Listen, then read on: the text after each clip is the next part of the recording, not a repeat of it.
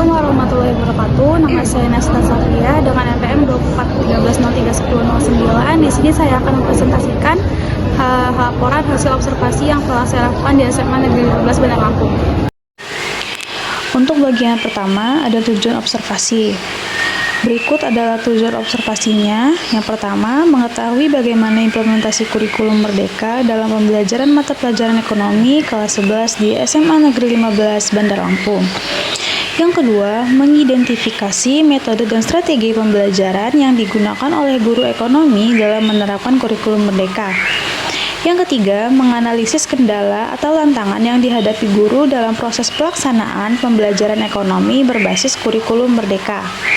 Dan yang keempat, menilai tingkat keterlibatan dan respon siswa terhadap proses pembelajaran ekonomi dengan kurikulum Merdeka. Selanjutnya adalah latar belakang, yaitu pendidikan merupakan fondasi utama dalam membentuk sumber daya manusia yang berkualitas. Kurikulum Merdeka menekankan pada pembelajaran yang berpusat pada siswa, diferensiasi, dan pengembangan karakter serta kompetensi holistik. Penerapan kurikulum ini membutuhkan kesiapan dari berbagai pihak, terutama guru sebagai ujung tombak dalam proses pembelajaran di kelas. SMA Negeri 15 Bandar Lampung sebagai salah satu sekolah menengah atas yang telah menerapkan kurikulum Merdeka menjadi objek penting untuk diamati, khususnya dalam pelaksanaan pembelajaran ekonomi di kelas 11. Observasi ini bertujuan untuk mengetahui sejauh mana prinsip-prinsip kurikulum Merdeka diterapkan dalam pembelajaran, bagaimana strategi dan metode pengajaran digunakan, serta tantangan yang dihadapi guru dalam mengimplementasikannya. Selanjutnya ada metode penelitian. Saya menggunakan penelitian dengan cara yang pertama adalah wawancara. Wawancara ini melalui beberapa narasumber guna mendapatkan informasi terkait pertanyaan yang diajukan. Narasumber yang saya gunakan yaitu guru mata pelajaran ekonomi kelas 11 dan salah satu siswi di kelas 11. Yang kedua itu adalah studi pustaka, di mana saya mendapatkan informasi melalui internet dan website resmi SMA Negeri 15 Bandar Lampung. Dan yang ketiga itu ada dokumentasi, di mana saya mengambil dokumentasi foto saat sedang mewawancarai guru dan siswi kelas 11 dan saat saya mengikuti dan mengamati pembelajaran di kelas yang sedang berlangsung. Yang ketiga, waktu dan tempat. Wawancara ini dilakukan pada tanggal 18 Mei 2025 di SMA Negeri 15 Bandar Lampung, tepatnya di Labuhan Dalam, Kecamatan Tanjung Senang, Kota Bandar Lampung, Lampung. Kemudian ada langkah-langkah observasi yang saya gunakan. Yang pertama yaitu menyusun pertanyaan yang akan diajukan kepada guru mata pelajaran ekonomi dan siswa kelas 11 di SMA Negeri 15 Bandar Lampung. Yang kedua, mengajukan izin observasi kepada pihak sekolah dan berkoordinasi dengan guru mata pelajaran ekonomi untuk menentukan waktu pelaksanaan wawancara. Yang ketiga, melaksanakan observasi sesuai jadwal yang disepakati. Yang keempat, melakukan wawancara dengan guru mata pelajaran ekonomi dan siswa kelas 11. Yang kelima, mengumpulkan dokumentasi saat pelaksanaan observasi berlangsung. Dan yang keenam, melakukan analisis data secara kualitatif deskriptif dengan merangkum, menyajikan, dan menarik kesimpulan dari hasil observasi. Selanjutnya, kita masuk dalam hasil dan pembahasan. Yang pertama ada profil sekolah. Di sini ada identitas sekolah, yaitu dengan NPSN 1087061, dengan status negeri, bentuk pendidikannya SMA, dan status kepemilikannya pemerintah daerah. Untuk SK pendirian, tanggal SK pendirian dan SK izin operasional, serta tanggal SK izin operasional bisa dilihat di dalam PPT ini ya. Selanjutnya ada data sekolah. Nama sekolah SMA Negeri 15 Bandar Lampung. Alamatnya Jalan Turi Raya, Labuhan Dalam, Tanjung Senang, Bandar Lampung, Kelurahan Labuhan Dalam, Kecamatan Tanjung Senang, Provinsi Lampung, dengan kode pos 35141. Dan akreditasinya adalah A. Nama bank yang digunakan BPD Lampung, kurikulum yang digunakan kurikulum Merdeka, jumlah siswa sebanyak 900 siswa, kejuruannya IPA dan IPS, waktu penyelenggaraannya sehari penuh atau 5 hari. Sarana dan prasarana yang mereka pakai yaitu 23 ruang kelas, 4 laboratorium, 1 perpustakaan, 1 ruang guru, 1 ruang kepala sekolah, 1 ruang BK, 1 ruang WAKA, 1 ruang UKS, 1 masjid, 1 ruang OSIS, 1 ruang pramuka, LCD dan proyektor, peralatan kebersihan, peralatan kelas, 6 toilet, 1 kantin, dan 1 koperasi. Selanjutnya, ada profil yang saya wawancarai. Di sini saya mewawancarai guru yang bernama Sela Rindiantika, SPDGR, dengan jabatan guru ekonomi, pendidikan terakhirnya S1 pendidikan ekonomi, mata pelajaran yang diampu itu adalah ekonomi, dan pengalaman mengajarnya adalah 1 tahun. Selanjutnya yang di bawah ini saya mewawancarai salah satu siswa di kelas 11 yang bernama Maudi Nabila Putri atau biasa dipanggil dengan Maudi dari kelas 11-6. Selanjutnya kita akan membahas apa itu kurikulum. Jadi teman-teman, kurikulum adalah seperangkat rencana dan pengaturan tentang tujuan, isi, dan bahan pelajaran, serta cara yang digunakan sebagai pedoman penyelenggaraan kegiatan pembelajaran untuk mencapai tujuan pendidikan tertentu. Kurikulum yang diterapkan di SMA Negeri 15 Bandar Lampung yaitu kurikulum Merdeka yang diterapkan sejak tahun 2023. Selanjutnya apa sih kurikulum Merdeka itu? Jadi, kurikulum Merdeka adalah kurikulum yang dikembangkan oleh Kementerian Pendidikan, Kebudayaan Riset dan Teknologi Republik Indonesia sebagai bagian dari transformasi pembelajaran untuk menjawab tantangan zaman. Kurikulum ini menekankan pada pembelajaran yang berpusat pada peserta didik, fleksibel, serta menyesuaikan dengan kebutuhan, minat, dan karakteristik siswa.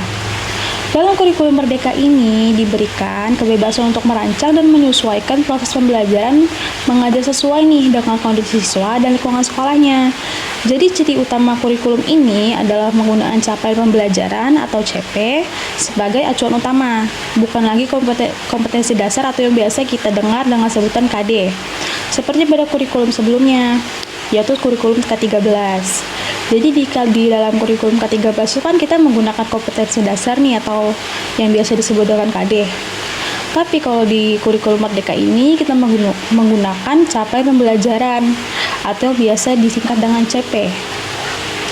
Selain itu, kurikulum ini mengedepankan pembelajaran berbasis proyek untuk penguatan karakter sesuai dengan profil pelajar Pancasila, seperti gotong royong, bernalar kritis, kreatif, dan mandiri.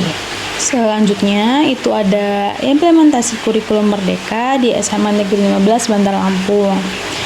Berdasarkan observasi yang telah saya lakukan melalui wawancara guru dan siswa, pelaksanaan kurikulum Merdeka di SMA Negeri 15 Bandar Lampung dilakukan dengan langkah-langkah yang sistematis, terutama dalam pelajaran ekonomi. Guru mulai dengan menyusun alur tujuan pembelajaran atau ATP dan modul ajar berdasarkan capaian pembelajaran atau CP yang telah ditentukan. Pendekatan pembelajaran yang digunakan adalah problem based learning atau PBL yang menekankan pada kemampuan siswa dalam memecahkan masalah. Di dalam sini juga guru itu menguatkan berbagai metode seperti diskusi kelompok, ceramah interaktif, presentasi dan tanya jawab untuk menciptakan suasana belajar yang aktif dan terbuka. Di saat seperti ini, teknologi juga itu sangat berperan penting dalam pembelajaran ekonomi, seperti pemanfaatan internet, video edukatif, dan berita ekonomi terkini. Kenapa sih sangat penting banget teknologi ini untuk pembelajaran ekonomi? Karena perekonomian saat ini bisa kita lihat update-nya itu dari internet, seperti kayak kenaikan atau penurunan suatu barang, inflasi atau bukan, terus itu juga dengan harga-harga yang naik atau rupiah atau dolar yang berubah dan segala macamnya. Selain itu juga sumber belajar yang digunakan oleh guru berupa buku cetak dari Erlangga biasanya nih, dan juga buku dari Kemendikbud serta berbagai sumber daring lainnya. Selain itu, guru juga menyesuaikan strategi pembelajaran dengan karakter siswa yang berbeda-beda. Dengan demikian, seluruh siswa memiliki kesempatan untuk berkembang secara maksimal sesuai dengan gaya belajarnya masing-masing. Kemudian, apa sih kendala yang dihadapi guru dan siswa? Berdasarkan observasi yang telah saya lakukan dan mewawancarai terhadap guru dan siswa, dari sisi guru, salah satu kendala utamanya adalah keberagaman karakter dan kemampuan siswa. Dikarenakan karakter yang tidak sama, jadi guru harus memikirkan bagaimana caranya mengajarkan mata pelajaran yang sama kepada siswa yang karakternya berbeda-beda.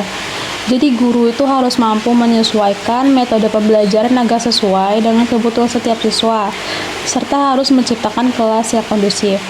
Ini adalah merupakan tantangan besar bagi Bu Sela dalam menghadapi karakter siswa, karena tidak semua siswa itu bisa menangkap pembelajaran dengan baik, dan tidak semua siswa itu mahir dalam bidang ekonomi. Jadi Bu Sela merasa itu adalah suatu kendala dia sebagai guru, di mana dia harus menyesuaikan diri mereka dengan karakter yang berbeda-beda. Namun, dari sisi siswa, tantangan yang dirasakan oleh mereka itu adalah tuntutan untuk belajar secara mandiri dan berpikir kritis, terutama pada saat menghadapi tugas berbasis studi kasus. Mereka merasa bahwa berpikir kritis dan belajar secara mandiri itu mungkin memang menguras tenaga mereka, karena tidak semua siswa itu mampu beradaptasi dengan cepat terhadap kurikulum merdeka. Oleh karena itu diperlukan kerjasama yang kuat antara guru dan siswa agar pembelajaran dapat berjalan efektif. Selanjutnya, itu ada proses evaluasi pelajaran ekonomi di SMA Negeri 15 Bandar Lampung. Evaluasi pembelajaran ekonomi di SMA Negeri 15 Bandar Lampung dilakukan secara menyeluruh, mencakup penilaian aspek kognitif, afektif, dan psikomotorik.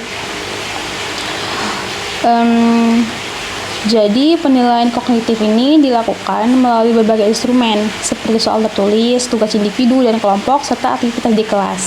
Materi evaluasi disusun agar relevan dengan konteks kehidupan sehari-hari saat pembelajaran, sehingga mendorong siswa untuk berpikir kritis dan analisis. Selain aspek akademik, guru juga menilai karakter siswa seperti disiplinnya, kerjasamanya, dan keaktifan selama proses pembelajaran. Penilaian ini penting untuk membentuk profil pelajar Pancasila yang digarapkan oleh kurikulum Merdeka. Selain itu, guru menggunakan lembar aktivitas siswa atau yang biasa disingkat dengan LAS atau LAS untuk memantau proses pembelajaran secara mendalam. Melalui pendekatan evaluasi yang komprehensif, guru tidak hanya menilai hasil akhir, tapi juga memperhatikan proses dan perkembangan siswa selama pembelajaran. Selanjutnya itu ada bagaimana sih keterlibatan siswa dalam proses pembelajaran.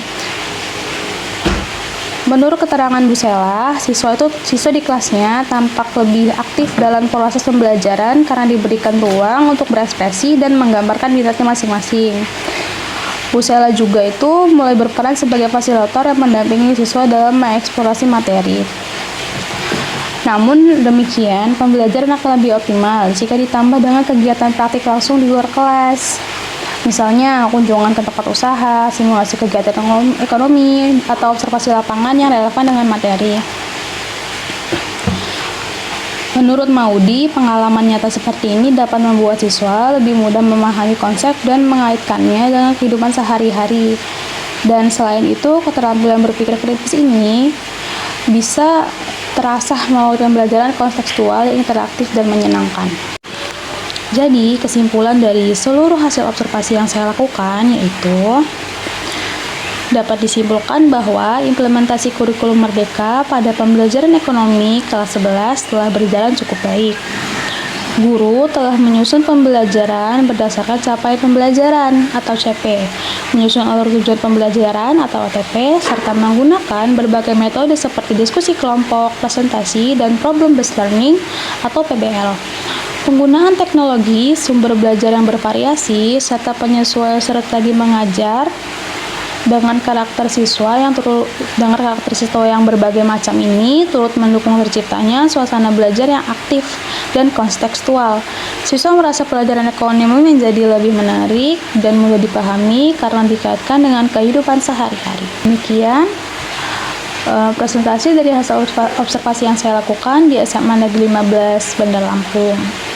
Kurang lebihnya saya memohon maaf, dan jika ada saran atau masukan, saya akan sangat berterima kasih atas masukan tersebut. Saya akhiri, wassalamualaikum warahmatullahi wabarakatuh.